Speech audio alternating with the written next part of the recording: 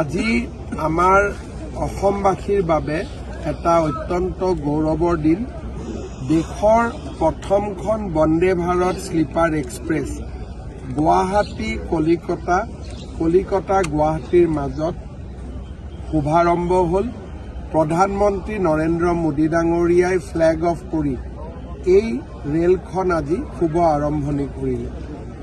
এই ৰেলখন অত্যাধুনিক, সকলো ধৰণৰ ইয়াত সুবিধা আছে, নিৰাপত্তাৰ ব্যৱস্থা আছে, CCTVকে আদি কৰি বিভিন্ন আধুনিক সুবিধা ইয়াত উপলব্ধ কৰা হৈছে।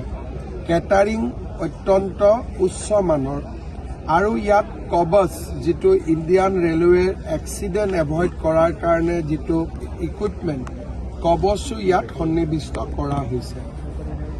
অহাকালিও প্ৰধানমন্ত্ৰী ডাঙৰীয়াই অসমবাসীক আৰু দুখন নতুন ৰেল উপহাৰ দিব।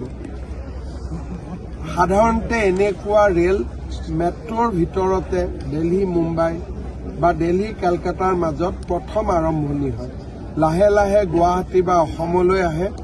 কিন্তু প্ৰধানমন্ত্ৰী নৰেন্দ্ৰ মোদী ডাঙৰীয়াৰ অসমবাসীৰ প্ৰতি, উত্তৰ পূৰ্বৰ প্ৰতি থকা অগাধ প্ৰেম আৰু শুভ কামনাৰ বাবে আজি অসমবাসী ৰাইজে দেশৰ প্ৰথমখন বন্দে ভাৰত স্লিপাৰ এক্সপ্ৰেছৰ সুবিধা লাভ কৰাৰ বাবে সফল হ'ল।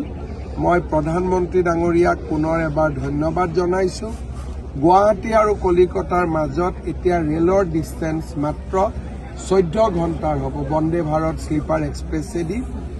মই আমাৰ ৰেল মন্ত্ৰী অশ্বিনী বৈষ্ণৱ ডাঙৰীয়াকো ধন্যবাদ জনাইছোঁ।